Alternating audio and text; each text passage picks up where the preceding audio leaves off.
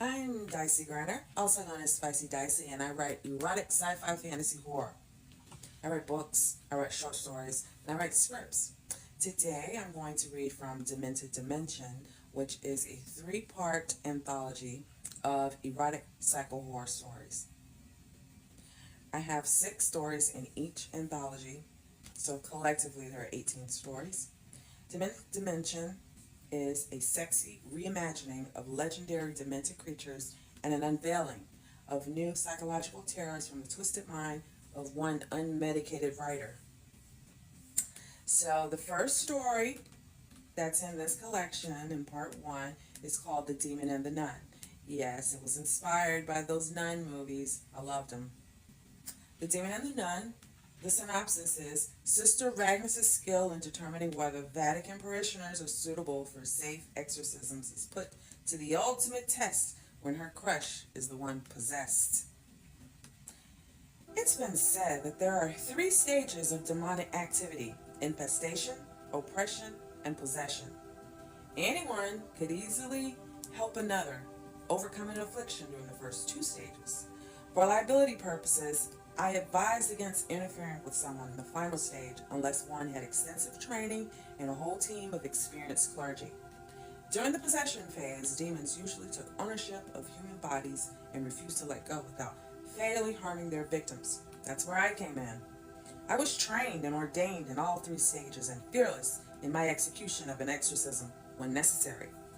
Despite the high fatality rate of failed exorcisms within the last century, I hadn't lost a human yet. Freeing demon-possessed humans was a scary, lonely job that I took seriously because I didn't want the church to lose a soul or for their blood to be on my hands. Especially in this case.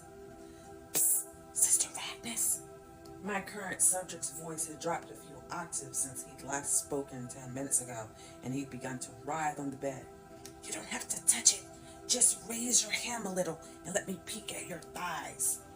Suppressing a groan, I shifted in my seat, crossing my legs and smoothing the thick material of my habit down over my legs. Regardless of the effect his human exterior had on me, I refused to allow the demon inside to see the tiniest bit of my leg. There you are. I see we are right on schedule. I yawned, feigning boredom with the demon's theatrics as I looked at the clock on the wall. You claim to be suffering in Samuel's body, yet you refuse to leave it. Why is that? What is it that you want from him? Who says I want anything from him? Samuel's eyes turned from dark brown to a deep shade of icy blue, an eerie look on his dark skin. And I'm only suffering because you will not surrender. Surrender, huh? I scribbled on my notepad this new information. The demon wanted me to surrender before asking the number 1 question on my list, what is your name? He didn't answer. A troublesome laughter erupted from his throat instead. My name is unimportant. Concentrate on my body, on Samuel's body, on your want for it. Oh, I did. Constantly. As frustrating as it was, I couldn't help myself. Okay then, you're not going to tell me your name. I tossed my notepad on the floor. No need to go through the same protocols tonight and get the same lack of results. Why is my surrender so important to you? Is this why you picked Samuel's body? Because this demonic possession certainly felt personal to me. You see, I'd grown up with Samuel after all. He'd been my grade school crush. I had even thought I'd marry him someday, back before I'd heard the call of God and forsaken worldly pursuits. Since then, Samuel had held a special private place in my heart, a place I should have acknowledged and confessed, a place that should have led to me recusing myself from being assigned to this case. I should have done it long before my thoughts had turned lustful and I'd allowed my feelings to compromise my evaluation of him. I prayed the damage wasn't irreparable. Yes, the demon answered, the price being I had to watch him rub himself over his trousers. I cleared my throat.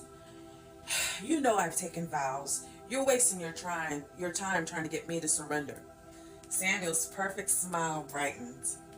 I like a challenge just like you do. Maybe I'll continue to torture you and me until I get what I want. I have nothing but time. He took his time undressing, then stood before me in all his manly glory. My cheeks reddened in fury and sexual frustration. The demon, this demon got under my skin like none other before. Perhaps solely because of the body he'd chosen. Perhaps because he manifested himself unlike any other demon I'd encountered. After 15 years of investigating supernatural phenomenon for the Vatican, this was the oddest case of demonic possession I'd ever witnessed. The challenge alone had kept me from walking away, even if my impure feelings for Samuel hadn't already developed. Every day Samuel appeared as his normal self, laughing, talking, moving about with ease, until midnight struck every night. Then he became someone else, something else, until exactly 6 o'clock the next morning. I had only the 6-hour window to observe and question the demon inside him. According to reports from within the community, Samuel had suffered with this demonic influence for over a year. His own mother had begged the abbey to take him in as she had become too frightened to have him under her roof. In desperation, his mother had threatened to take Samuel's life in her own if we could not take him. She disappeared after we agreed and relocated him. Unfortunately, Samuel's affliction had gotten worse once he left her care and taken up residence within our quarters. He'd gone from sleeplessness, a darkened countenance, and a speaking in a voice not his own, to laying back on the bed, taking out his cock and stroking it unto completion whenever the clock chimed the midnight hour. I suspected all the virgin nuns tending to his needs daily had been the trigger. Because of this behavior and concern for our safety, Samuel had always remained in long chains and locked in his room, even when he seemed normal. Samuel did other strange things like levitate, speak in tongues, and lap up his food like an animal. Not only had his eyes turned from dark brown to solid ice blue, but they had changed shapes as well. None of those things affected me quite as much as watching him watch me as he pleasured himself.